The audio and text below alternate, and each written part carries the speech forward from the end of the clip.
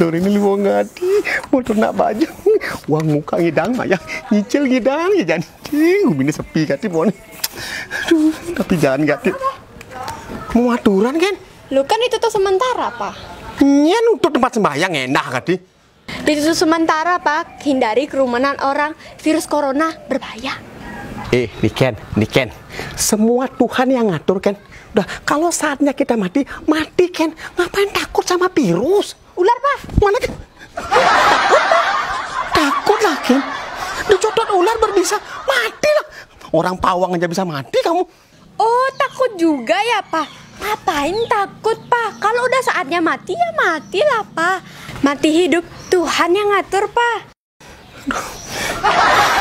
Sekarang pura ditutup sementara ribut. Kemarin-kemarin pura dibuka 24 jam, nggak mau masuk. Paling-paling sampai pintu gerbang main bola adil kalah, hilang. Aduh.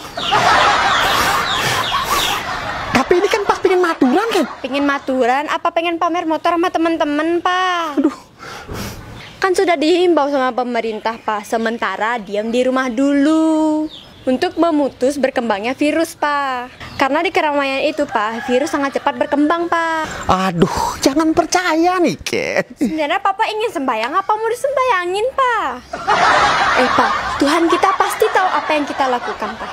Sembayang dengan benar, tetapi akal sehat tetap jalan, Pak. Sebentar lagi kan malam, Ken. Virus nggak kenal siang dan malam, Pak. Papa pikir tempat cuci mobil.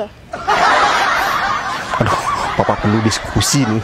Bencana tidak perlu banyak diskusi, Pak. Yang dibutuhkan eksekusi, Pak. Dengerin kata pemerintah.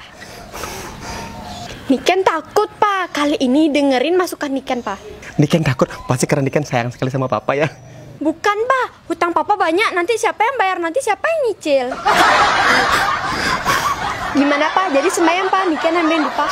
Jadi kan sembahyang di rumah aja. Aku takut.